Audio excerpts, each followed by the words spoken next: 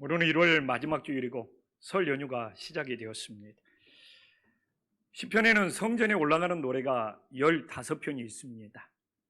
제가 벌써 13편을 끝내고 오늘 14편째입니다. 앞으로 한 편만 더 하면 성전에 올라가는 노래 15편을 마무리하게 됩니다. 근데 오늘 이 성전에 올라가는 노래 133편은 다윗이 기록했습니다. 다윗이 성전에 올라가는 노래 15편 중에 4편을 기록했습니다. 시편이라고 다윗이 다 기록한 건 아닙니다. 다윗이 많이 기록했지만 성전에 올라가는 노래만 보더라도 15편이 있는데 다윗이 그 중에 4편을 기록했죠. 오늘 다윗이 기록한 4편 중에 이제 마지막 이 편이 133편이 되는 겁니다. 그런데 여기에는 다윗의 깊은 신앙 고백이 담겨져 있습니다. 우리가 이 133편을 보면 1절에 나와 있는 형제가 연합하여 동거함이 어찌 그리 선하고 아름다운지에 우리들이 다 관심을 갖고 또 우리들이 익히 들어서 알고 있습니다. 그러나 저는 이 최근에 시편 133편을 묵상하면서 헐몬의 이슬에 제가 너무 큰 은혜를 받아가지고 이 헐몬의 이슬을 우리 성도님들과 나누고 싶었습니다. 그래서 오늘 이 다윗의 신앙 고백하는 바로 형제가 연합하여 동거함부터 시작하여서 오늘 이 헐몬의 이슬로 마무리하면서 다윗이 어떤 위대한 신앙 고백을 했는지 깨닫고 우리들의 삶에 적용할 수 있는 은혜로운 시간이 될 수 있기를 간절히 소망합니다. 다윗은 늘 공동체에 관심이 많았습니다. 그래서 다윗은 이스라엘이 어떤 신앙 공동체, 어떤 예배 공동체가 가장 선하고 아름다운지에 대해서 다윗은 늘 기도하고 살았습니다. 그래서 오늘 바로 이 1절에 다윗은 어떤 신앙의 공동체, 어떤 예배의 공동체가 가장 선하고 아름다운지를 우리들에게 전해주고 있는 것이죠.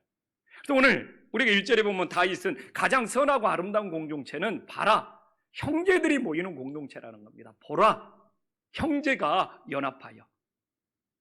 근데 이게 다윗이 오늘 형제라고 고백을 하고 있지만 다윗에게는 이 형제가 늘 어려운 숙제였습니다. 오늘도 우리가 살지만 우리 가족관계, 형제관계 정말 모두 다 나와서 예수님 믿고 신앙생활을 했으면 좋겠지만 오히려 남보다 이 형제를, 가족을 하나님께로 인도하는 것이 더 어려울 수도 있습니다.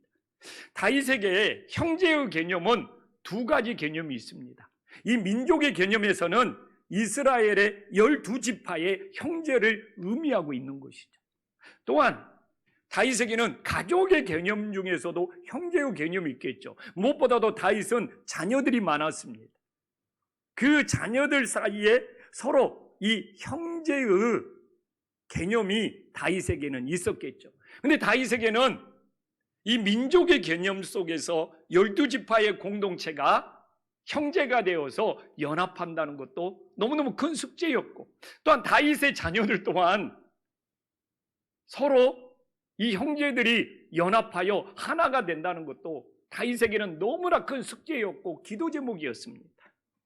이미 이스라엘 12지파의 공동체는 서로 형제인데 정말 자기 지파가 최고가 되고 싶어서 에브라임 지파, 베냐민 지파, 또 유다 지파 이미 갈등과 대립 속에 전쟁까지 한번 치른 다음에 이 유다 지파에 다윗이 왕이 되었기 때문에 이 12지파 이 형제의 앙금이 너무 깊게 남아있기 때문에 다윗의 가장 큰 기도 제목 중에 하나가 보라, 이 형제가 연합하여 동거하여 이 하나가 되는 것이 다윗에게는 가장 큰 기도 제목이 되었던 것이죠.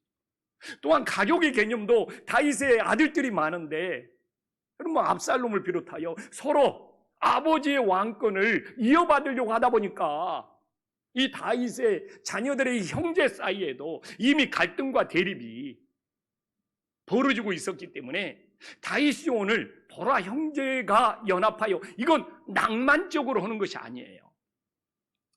풍어를 읊고 씨를 읊는 것이 아니라 어떻게 보면 다윗에게는 가장 아픈 손가락이며 가슴을 가장 아리게 하는, 그래서 정말 다윗은 진실로 이스라엘 12지파의 형제가, 다윗의 이 자녀들의 형제가 하나님 안에서 연합하기를 원하는 다윗의 어떤 간절한 눈물의 어떤 고백이 담겨져 있는 것입니다. 우리가 이 다윗의 마음을 모르고 이 시를 읽으면 맹숭맹숭하는 거예요. 그러나 이게 다윗의 마음을 알고 오늘 다윗이 왜 보라 형제가 연합하여 이 고백을 하는지를 알면 정말 우리에게도 가슴 저린 고백이 되는 것이죠. 오늘 우리 신약교회에서는 형제의 개념이 예수님의 보혈을 나누기 때문에 이 예수님의 보혈을 나눈 우리들이 하나님 안에서 형제가 되어서 함께 예배드리고 있음을 믿으시기를 간절히 소망합니다. 가정에서 예배드릴지라도 예수님의 보혈을 나눈 우리는 한 가족, 한 형제가 됨을 믿으시기를 간절히 소망합니다. 그래서 하나님께서는 예수님의 보혈을 나눈 이 형제들이 갈등과 대립하는 것이 얼마나 가슴이 아프겠습니까? 그래서 우리는 예수님 안에서 예수님의 보혈을 나눈 이 형제들이 서로 연합하고 동거하여 하나님 앞에 예배하는 모습이 가장 선하고 아름다운 역사가 일어남을 믿으시기를 간절히 소망합니다. 우리 김포한식교회는 모든 정말 형제들이 갈등과 대립이 아니라 서로를 정말 정죄하고 비판하는 것이 아니라 예수님의 보혈을 나눈 형제가 되어서 선하고 아름다운 신앙의 공동체, 예배의 공동체를 만들어갈 수 있기를 간절히 소망합니다. 그래서 다윗에게는 오늘 1절에 나온 이 연합한다는 것이 숙제였습니다. 숙제. 야, 이스라엘 12지파가 연합했으면, 우리 자녀들의 이 형제들이 연합했으면 너무너무 다윗에게는 숙제고 기도 제목이었습니다. 그런데 이렇게 이 신앙의 공동체에서 연합한다는 것은 세 가지 비유가 있습니다. 예전에도 제가 한 번 한 적이 있어요. 이 모래알 신앙 공동체가 있다는 겁니다. 각자는 톡톡 튀고 모래알처럼 단단한 것 같은데 이게 연합하지 못해. 그래서 일본 사람들이 한국을 비하할 때 이 모래알 공동체라고 한국을 깎아내렸던 이야기를 한 번쯤은 들어봤을 겁니다. 한국은 개인적으로는 잘난 것 같은데 이게 하나로 뭉치지 못하는 모래알 공동체다. 교회도 그런 교회는 되게 어렵죠. 그냥 각자는 잘난 것 같은데 모래알처럼 연합하여 하나가 되어서 예배하지 못하는 그런 공동체를 모래알 공동체라고 하죠. 또 하나는 이 연합의 의미에서는 떡처럼 연합한다는 겁니다. 일본을 빗대어서 말할 때 떡과 같은 일본이라고 그러는 거예요. 왜? 똘똘 뭉쳐서 연합은 하는데 자기 자신을 잃어버리는 겁니다. 자기 자신이 사라져버리는 겁니다. 자기 존재감이 없는 것입니다.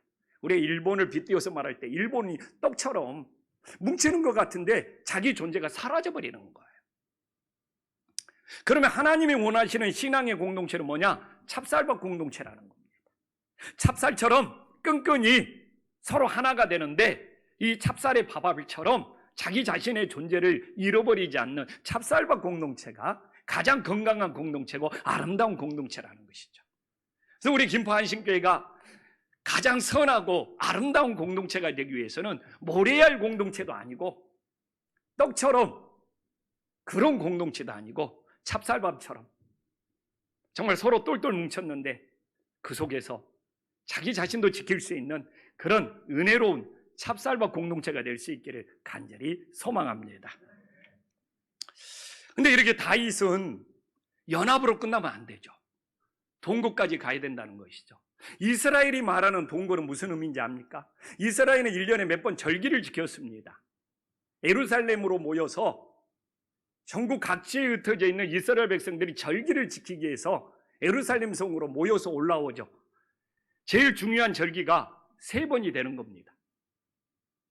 우리가 알다시피 유월절, 그 다음에 맥추절, 그 다음에 이렇게 장막절, 이 3번의 절기를 지키기 위해서 이스라엘 백성들이 예루살렘에 모여서 평균 7일을 머무는 거예요. 7, 8일을 머무는 겁니다. 어떤 절기는 12일을 지키는 절기도 있어요. 13일, 14일. 그러나 보통 7일에서 8일 절기를 지킵니다. 근데 생각해 보십시오. 전국 각지에서 예루살렘으로 모여들었습니다. 그러면 7일 동안 절기를 지키기 위해서 함께 밥 먹고 함께 숙식하면서 함께 지내는 그 의미를 오늘 본문에서 동거함이라고 하는 거예요. 근데 이렇게 동거가 전국 각지에 있는 사람들이 예루살렘 성에 모여서 이 7, 8일을 길게는 2주 동안 함께 먹고 마시고 잠자면서 지내는 것이 너무너무 힘든 거예요. 너무너무 불편한 거예요. 근데 놀라운 것은 이 절기 속에서 하나님께 예배하고 하나님을 경배하기 위해서 그 불편함, 그 어려움, 이 모든 것을 서로 양보하고 배려하면서 사랑의 공동체로 7, 8일을 너무 은혜롭게 지내는 거예요. 생각해 보십시오. 전국 각지에 올라와서 절기를 지키기 위해서 예루살렘 성에 정말 엄청난 사람들이 모였는데 얼마나 혼란스럽고 복잡하겠습니까? 뭐 먹고 자고 씻고 얼마나 불편하고 어렵겠습니까? 그러나 하나님께 절기를 지키고 하나님께 예배를 드려야 된다는 것 때문에 그 불편함, 그 어려움, 그 혼란이 하나도 생기지 않는 가장 선하고 아름다운 공동체가 된다는 것이죠. 다윗은 그걸 꿈꾸는 거예요. 그 동거함을 의미하는 거예요. 근데 우리도 주일날 한 번씩 동거하는 거예요. 우리는 7, 8일이 아니라 몇 시간 동거하는 거예요. 근데 현대교인들이 교회 와서 예배 드리면서 조금만 불편하면 그 불편함이 하나님께 예배 드리기 위해서 기꺼이 감수해야 되는 일이 아니라 현대교인들은 그 잠깐의 불편함도 못 참고 못 견디며 그 불편이 원망이 되고 다툼이 되는 안타까운 시대에 살고 있어요. 다윗이 꿈꾸는 동거함, 그 많은 이스라엘 백성들이 모여서 그렇게 불편하고 그렇게 혼란스러울지라도 하나님께 절기를 지키고 하나님께 예배하는 것 때문에 서로 배려하고 양보하고 사랑의 공동체가 되는데, 지금 이 시대에 살아가는 우리들은 불편함을 못 견디는 시대, 그 예배에 와서 그 몇 시간, 그래서 뭐 이것이 불편하고 이것이 안 되고 이것이, 그 자기가 그 불편함을 메꾸고 돌보려고 하는 것이 아니라, 그래서 저는 이 시대의 신앙의 회복은 뭐냐, 하나님께 예배하기 위해서 기꺼이 불편함을 감수할 수 있는 그 마음이 하나님 중심의 예배가 된다는 것을 깨달으시기를 간절히 소망합니다.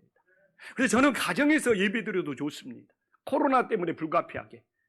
그러나 이것이 장기화되면서 정말 집에서 준비해가지고 아버지 집에 찾아오는 것이 불편한 일이 되어버린다면 우리는 영적으로 무너질 수밖에 없다는 것을 꼭 기억하고, 나는 불편함 때문에 가정에서 예배드리는 것이 아니라 오히려 어느 곳에든지 하나님 중심이 되어서 불편함을 기꺼이 사랑으로 감수하면서 이 절기를 지키듯이 그 동거함의 역사가 오늘날도 동일하게 일어나는, 그래서 다윗은 그렇게 동거하는 이스라엘 공동체를 세상에서 가장 선하고 아름다운 신앙의 공동체, 예배의 공동체로 보고 있다는 것을 우리 가슴에 새길 수 있기를 간절히 소망합니다. 그러면 이렇게 연합하여 동거하면 하나님이 크신 은혜를 주신다는 거예요. 그래서 하나님이 주시는 은혜가 뭐냐? 그 은혜가 2절에 나오는 거예요. 하나님의 기름 부으심. 하나님의 기름 부으심의 은혜가 있다는 거예요. 그래서 오늘도 우리가 연합하여 동거하면 여기에 성령의 기름 부으심, 하나님의 기름 부으심에 놀라운 은혜가 있음을 믿으시기를 간절히 소망합니다. 그럼 이스라엘 백성들에게 머리에 있는 보배로운 기름 부음이 어떤 의미일까요? 이스라엘 백성들은 여기에 대해서는 정답이 있습니다. 하나님의 기름 부으심에 대해서는 정답이 있습니다. 이건 뭐냐? 하나님이 택하셨다는 거예요. 보배로운 기름을 지금 아론의 머리에 붓는다는 것은 하나님이 아론을 제사장으로 택하셨다는 거예요. 구약에서는 삼중직이 있습니다. 왕과 선지자와 제사장. 왕이 되거나 선지자가 되거나 제사장이 되려면 반드시 하나님의 기름 부으심에 의식이 있어야 되는 거예요. 근데 지금은 예수님이 이 삼중직, 왕이시요 선지자요 제사장이요, 이걸 다 예수님이 완성을 하셨습니다. 예수님이 다 이루셨어요. 그러나 구약에서는 이 삼중직, 반드시 하나님이 택하셨다는 기름 부음의 의식이 있어야 되는 것이죠. 지금 아론은 이스라엘을 대표하는 거예요. 아론은 대제사장입니다. 이스라엘을 하나님이 제사장의 나라로 택하셨다는 거예요. 그 의미로 아론이 등장하고 있는 겁니다. 구약에서는 많은 나라들 중에 하나님께서 이스라엘을 제사장의 나라로 하나님이 기름 부어서 택하신 거예요. 근데 중요한 것은 뭐냐? 하나님이 택하셨으면 그 택하신 사명을 잘 감당하는 것이 중요함을 믿으시기를 간절히 소망합니다. 하나님께서는 분명히 구약에서 이스라엘을 제사장 나라로 택하셨지만 하나님의 사명을 잘 감당하지 못하니까 이스라엘의 촛대가 이방인들에게, 우리들에게 그 촛대가 옮겨졌다는 것을 너무나 잘 알고 있습니다. 그래서 하나님께서는 오늘 우리를 택하셨죠. 신약 시대는 성령의 기름 부으심으로 택하셨죠. 근데 택하였다는 것은 하나님의 사명이 있는 거예요. 하나님의 목적이 있는 거예요. 그 사명을 끝까지 잘 감당을 해야 돼요. 그래서 하나님께서는 신약 백성인 우리를 오순절날 마가다락방에서 성령의 기름 부으심으로 택하시고 이제는 날마다 하나님의 사명을 잘 감당할 수 있도록 날마다 성령의 기름 부으심을 허락하셨음을 믿으시기를 간절히 소망합니다. 그래서 우리도 오늘 가정에서 예배드리든 교회에서 예배드리든 하나님의 나를 하나님의 자녀로 택하셨고 하나님의 사명을 잘 감당하기 위하여 우리 모두에게 날마다 성령의 기름 부으심에 놀라운 역사가 있기를 간절히 소망합니다. 그런데 오늘 2절에 보면 왜 기름 부으심이 아론의 수염이라고 특정 부위를 꼭 집어서 말하고 있을까요? 신체에 얼마나 많은 부위가 있어요.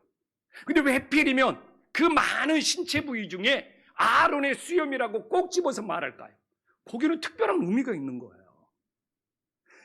정말 이 당시에 이 다윗 시대에 남자들의 수염이라는 것은 자신들의 권위의 상징이에요. 자신들의 체면의 상징이에요. 남자들의 자존심의 상징이에요. 그래서 지금도 유대인 랍비 중에서는 머리에 검정모자를 쓰고 이 수염을 되게 가꾸고 소중하게 여기는 유대인 랍비들이 있습니다. 여러분들이 사진 한번 봐도 유대인 랍비들에게는 이 수염을 정말 가꾸고 소중하게 여겨요. 이게 자신들의 권위고 자신들의 자존심이고 자신들의 체면인 거예요. 우리도 조선시대만 가도 그 남자들의 이 수염이 그 사람들의 자존심이고 체면이었던 그 시절이 있었던 거죠. 근데 하나님께서 그렇게 자신들의 권위, 체면, 자존심 거기에 하나님의 기름 부으심이 살짝 임한 것이 아니라 완전히 그냥 비 오듯이 그 수염에 기름 부으심이 임해버리는 거예요. 무엇입니까? 사람의 권위보다도, 사람의 자존심보다도 하나님의 권위,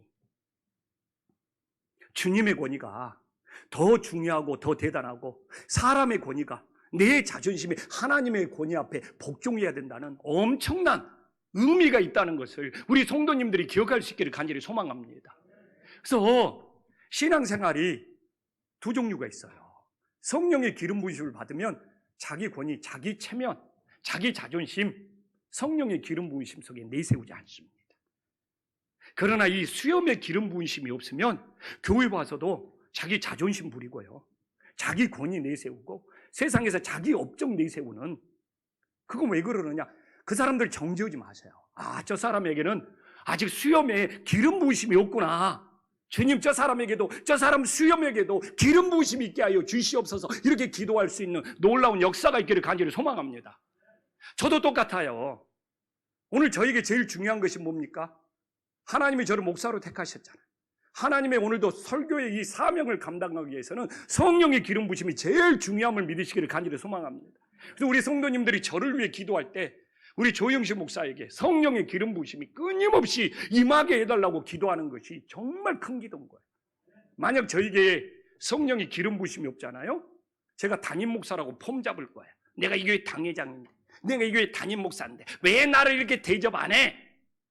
이런 징조가 보이면 아이고, 우리 목사님 성령의 기름 부으심이 없네, 내가 우리 목사님 성령의 기름 부으심을 위해서 기도해야 되겠네, 이렇게 받아들여야 돼요. 아멘. 제가 이번에 우리 동기 목사님들과 늘 신년에 모여서 기도하잖아요. 근데 이제 친구 목사들이니까 제가 4월이 되면 개척 목회 만 20년이 되잖아요. 막 친구 목사들, 막 동기 목사들, 후배 목사들이 어떻게 20년 했냐고 막 별의별 이야기를 하죠. 그래서 내가 시크하게 딱 말하는 거예요. 내가 김포한신교에서 20년 동안 봉사한 것이 아니라 김포한신교에 20년 동안 봉사한 것이 나를 지키고 내 가정을 지켜줬다. 말은 이야기지만 그 동기 목사는 시크하게 딱 이야기했어요. 맞지 않습니까? 우리가 안식일을 지키고 있습니까? 아니에요. 안식일의 주인은 예수님이고요. 안식일이 우리를 지켜주고 있는 거예요. 코로나 때 우리 성도님들이 교회를 지킨다고 생각합니까? 아니에요. 교회가 우리를 지켜주고 있는 거예요. 저는 우리 장로님들, 시무장로님들을 보면 우리 시무장로님들이 교회 정말 열심히 섬깁니다. 근데 저는 그래요. 그 봉사가, 그 섬김이 10년, 20년 동안은 그 섬김과 봉사가 우리 장로님들을 오히려 지켜주고 장로님 가정들을 돌봐주고 세워지는 은혜가 있었음을 믿으시기를 간절히 소망합니다. 그래서 제가 어제 우리 부목사님들한테도 이야기했어요. 새로 오신 전도사님한테도. 당신들이 이 교회에서 봉사하는 것이 아니고 당신들이 이 교회에서 무슨 일을 하는 것이 아니다. 이 교회에서 섬김과 봉사가 당신들을 하나님의 믿음의 사람으로 세워주고 있고 당신들을 하나님께서 주님의 종으로 훈련시키고 있다. 그래서 교회에서 이 수염에 기름 부음이 없으면 내가 여기서 10년 봉사했네, 20년 봉사했네, 내세우는 거예요. 그러나 이 수염에, 그 말도 맞는 이야기예요.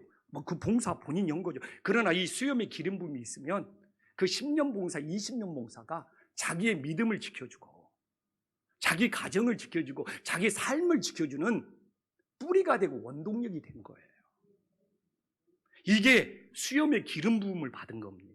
수염의 기름 부음을 못 받으면 자기 자존심, 자기 업적, 자기 봉사를 내세우죠. 그러나 수염의 기름 부음 받으면 전 그렇다니까요. 20년 동안 내가 개척 목사로서 여기서 수고한 것보다 하나님께서 여기서 사역을 했기 때문에 나를 지켜주고 나의 믿음을 지켜주고 내 가정을 지켜주고 내 자녀들을 돌봐준 그 은혜가 훨씬 더 큰 거예요. 그렇게 친구 목사들, 동기 목사들한테 시크하게 이야기했죠. 이게 자기 체면이나 자존심이나 업적이나 이 수염에 성령의 기름 부으심, 하나님의 기름 부으심이 있는 거예요. 우리 김포한식교회 성도님들은 이 수염에 기름 부으심이 없으면 이 교회에서 신앙생활이 힘들어요. 제가 별로 안 쳐주거든요. 그러나 성령의 기름 부으심이 이 수염에 임하면요, 저하고 굉장히 깊은 영적인 교감을 나눌 수 있습니다. 그래서 정말 사람의 권위가 중요하지 않잖아요. 그 사람의 수염이라는 권위가 기름이 막 수염이 막 떡칠이 되어버리면 그 수염 완전히 망가져 버린대요. 그 하나님의 권위 앞에 엎드려질 수 있는 그 은혜가, 수염의 기름 부으심이 정말 새해에는 우리 성도님들에게 임할 수 있기를 간절히 소망합니다. 그러면서 다윗은 성령의 기름 부음이 머리나 가슴이 아니라 옷깃까지 흘러내리기를 원하고 있어요. 이 옷깃까지 흘러내린다는 것이 중요합니다. 발끝까지, 손끝까지 내리는 거예요. 제사장은 성전에 들어갔을 때, 지동소에 들어갈 때 손이나 발이 보이면 안 됩니다. 신체 부위가 보이면 안 돼요. 그래서 옷깃이 발목 밑에까지 내려와야 되고 손도 가려야 됩니다. 그게 제사장의 복장이에요. 그 옷깃이 그래요. 그래서 성령의 기름 부음이 정말 옷깃까지 내리는 것은 손발까지 다 적신다는 의미와 똑같습니다. 근데 이 시대에 하나님의 기름 부으심이 머리로만 끝나버리는 사람들이 얼마나 많습니까? 머리만 커요. 머리에 기름 부음만 너무 많습니다. 이번에도 목사님들 만나보니까 요새 평신도들 너무 똑똑하다는 거예요. 평신도들이 막 원어 공부도 오고 평신도들이 주석 공부를 해서 도대체 목사들이 어떻게 설교해야 되느냐. 저는 거기에 대해서 할 말이 많죠. 그러니까 목사들이 더 묵상하고 더 성찰해야 된다. 그래서 머리에만 기름 부으심이 있는 거예요. 머리만. 그래서 어쩌다가 가슴까지 내려왔어요. 가슴은 뜨거워요. 그래서 성령의 기름 부음이 가슴까지 멈춰버리는 거예요. 진짜 중요한 것은 오늘도 장로님이 잘 기도해 줬잖아요. 행함으로 우리 믿음을 증명해야 되는데 손발까지 내려와 있죠. 그것이 옷깃입니다. 그것이 충만함입니다. 그래서 머리에만 성령의 기름 부음이 멈춘 사람도 많고, 주로 남자 신앙이죠. 가슴에만 성령의 기름이 부음이 멈춘 사람이 많고, 여자들의 신앙이죠. 가슴만 뜨겁고 그냥 감정적으로. 그러나 손발까지 성령의 기름 부음이 있어서 행함 있는 신앙이 있어야 되는 거예요. 제가 방 쓸 때 그 방에서 제가 제일 선배였습니다. 그런데 내가 먼저 물 묻히고, 내가 먼저 컵이라도 씻어놓고, 내가 먼저 설거지라도 해놓으니까 이게 너무 은혜가 되는 거예요. 정말 행함으로 우리 믿음을 증명하지 않으면, 옷깃까지 성령의 기름이 내려오지 않고, 혹시 머리에만 멈춰 있지 않는지, 그냥 가슴만 적시고 그 감동이 최고의 은혜라고 착각하지는 않는지, 정말 옷깃 손발까지 흘러내려서 우리의 행함이 성령 충만을, 하나님의 믿음을 증명할 수 있는 그런 신앙들이 될 수 있기를 간절히 소망합니다. 이제 그러면 이렇게 성령의 기름 부음을 받았잖아요. 그러면 그 3절이 이제 어떻게 살아야 되냐 이겁니다. 그게 홀몬의 이슬이에요. 이제 우리는 형제가 연합하여 동거하여 가장 아름답고 선한 예배 공동체를 만들어서 성령의 기름 부음을 받았으면 어떻게 살아야 되냐? 다윗은 홀몬의 이슬처럼 살아라는 거예요. 근데 홀몬의 이슬이 뭔지를 알아야죠. 홀몬산은 이스라엘의 가장 북쪽에 있는 산입니다. 우리나라로 말하면 백두산. 산의 길이가 한 30km? 남과 북의 산의 길이가 30km? 2,800m가 넘는 봉우리가 3개가 있어요. 백두산이 2,750m니까 백두산보다 한 60에서 70 넘는 더 큰 봉우리가 3개가 있어요. 만년설입니다. 지금도 그게 장관인가 봐요. 비가 내리지 않아요. 이 고올라운 고원 위에 헐몬산이 있는데, 헐몬산뿐만 아니라 고올라운 고원까지 나무가 없어요. 물을 저장하지 못해요. 삭막합니다. 그게 헐몬산이에요. 고올라운 고원이 헐몬산을 바치고 있는 것이죠.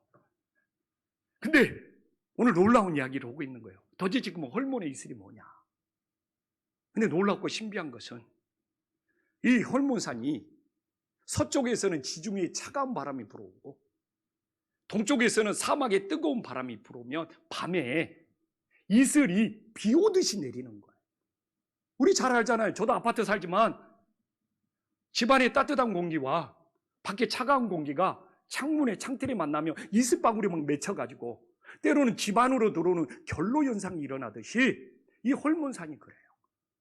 바로 옆에 있는 지중해 서쪽에 차가운 공기가 막 밀려오고 밤중에 이 사막의 동쪽에 있는 뜨거운 공기가 헐몬산에서 만나가지고 이슬 정도가 아니라 이슬은 일이 쓰는데 비가 오듯이 내려가지고 작은 샘을 만들고 그 작은 샘들이 모아져가지고 갈릴리 호수를 다 채우고 갈릴리 호수에서 요단강으로 흐르고 요단강에서 사해바다를 만드는 거예요. 그래서 세계에서 이런 기적적인 자연현상이 어디가 있느냐? 어떻게 헐몬산에서 내리는 이슬이 갈릴리 호수를 다 채우고 요단강에 흘러서 사해바다를 이루느냐? 지금도 자연의 신비현상이에요. 그런데 이게 하나님의 창조의 섭리고 하나님의 놀라운 역사죠. 그래서 이스라엘 땅은 헐몬산에서 이슬이 흘러내리지 않냐면 사막이 되어버립니다. 헐몬산에서 이슬이 내려서 갈릴리 호수를 치고 요단강을 흘러야지 생명의 땅, 생명의 젖줄이 되는 거예요. 그러면 도대체 시온의 산들은 뭐냐? 생뚱맞잖아요. 근데 이 시온의 산들을 정말 안타까운 것은 이 시온의 산들을 제대로 해석을 못합니다.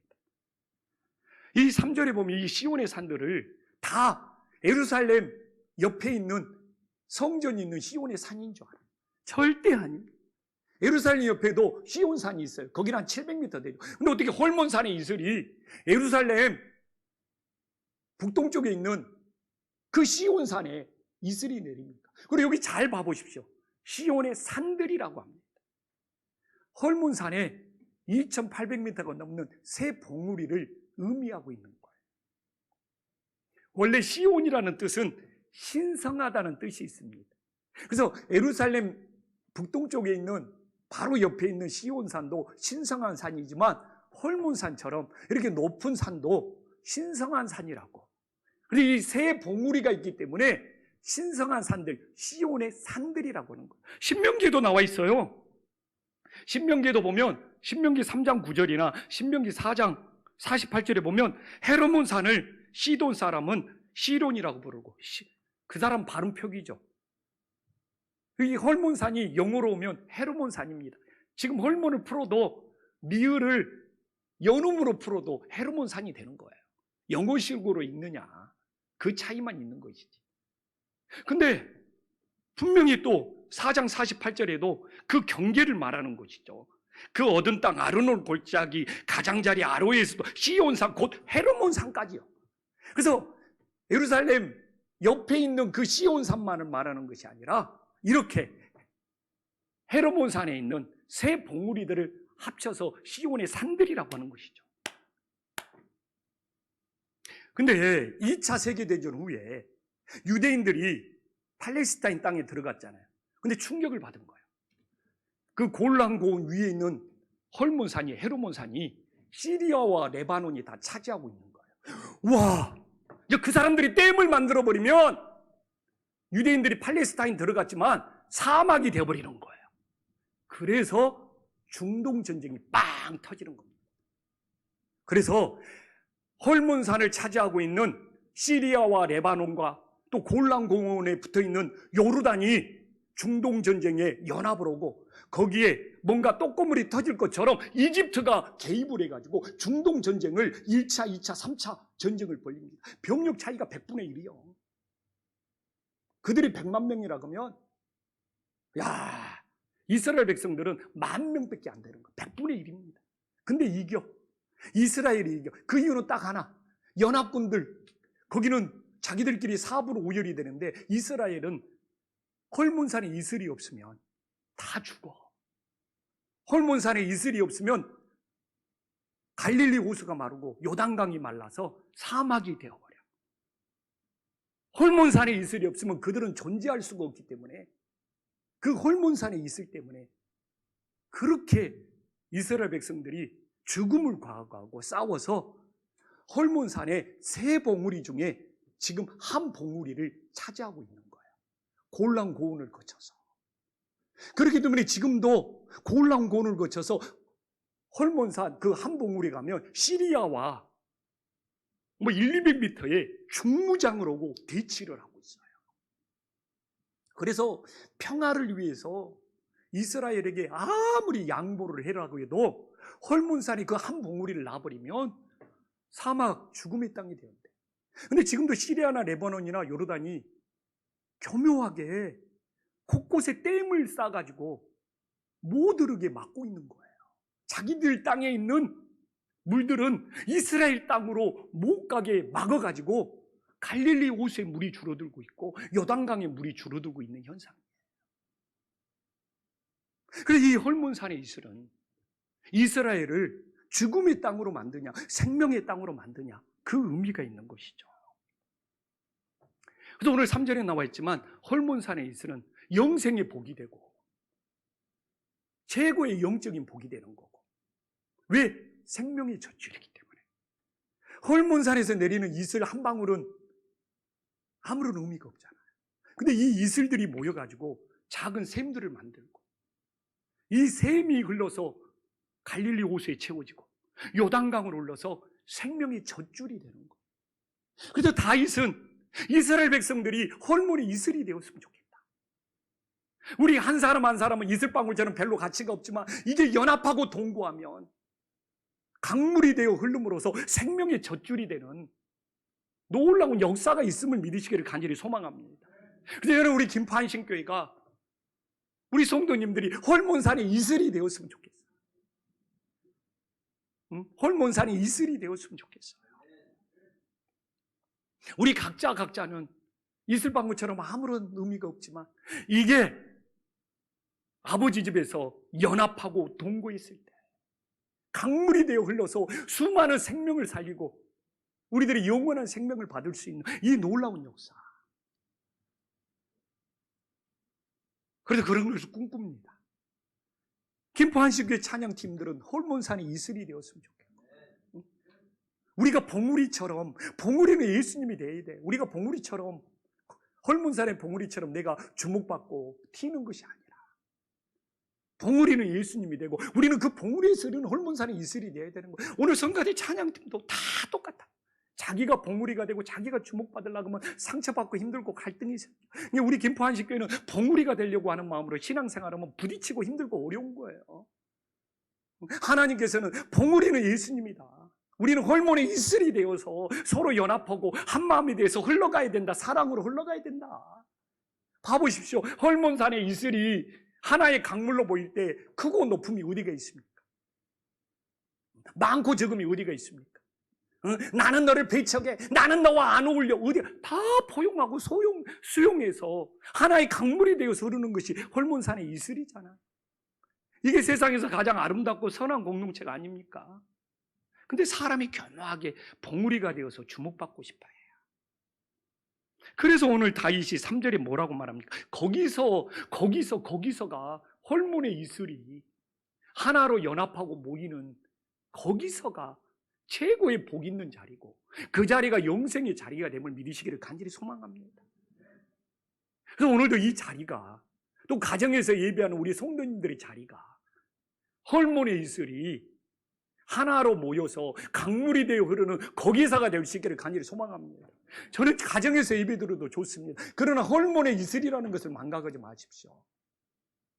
지금은 빛이 못해서 집에서 드리고 있지만 반드시 우리는 집에서 드리는 그 헐몬의 이슬도 이 교회 예배 공동체에 하나의 물줄기가 되어서 모여서 흘러갈 수 있는 놀라운 역사가 있기를 간절히 소망합니다. 그래도 우리 김포한식교회는 봉우리가 되어서 주목받으려고 하면 신앙이 피곤하고 힘들고 다른 사람들하고 상처받고 갈등하고 또 이미 훈련된 성도님들도 봉우리를 우리 교회는 인정하지 않아요. 예수님 한 분밖에 없어요. 우리는 다 헐몬의 이슬이 되어서. 근데 그 헐몬의 이슬이 하나로 연합하지 못해 보십시오. 그래서 저는 우리 예배 공동체도 헐몬의 이슬의 예배 공동체고 우리 성교 봐보십시오. 하나는 별 볼 일 없지만 목장으로 모이고 성교 통장으로 모이고 교회로 모이면 땅끝까지 복음을 전하는 성교의 강물이 되잖아요. 나 하나 성경금 별거 아닌 것 같지만 이슬방울인 것 같지만 목장으로 모여보십시오. 성교통장으로 모여보십시오. 그 모든 것이 교회로 모여보십시오. 그건 이슬방울이 연합하고 동거해서 강물이 되어 흐르는 거예요. 제가 이 교회에서 꿈꾸는 교회의 모습이 그렇습니다. 개별적으로 성교회도 좋습니다. 그러나 정말 헐몬의 이슬이 연합하여 땅끝까지 흘러보내는 생명의 젖줄이 되자는 거죠. 제가 꿈꾸는 공동체예요. 20년 동안. 저는 그렇게 생각해요. 헐몬의 이슬이 모여서 강물이 되었을 때 내가 주인이 아니라 하나님이 주인이 되고요.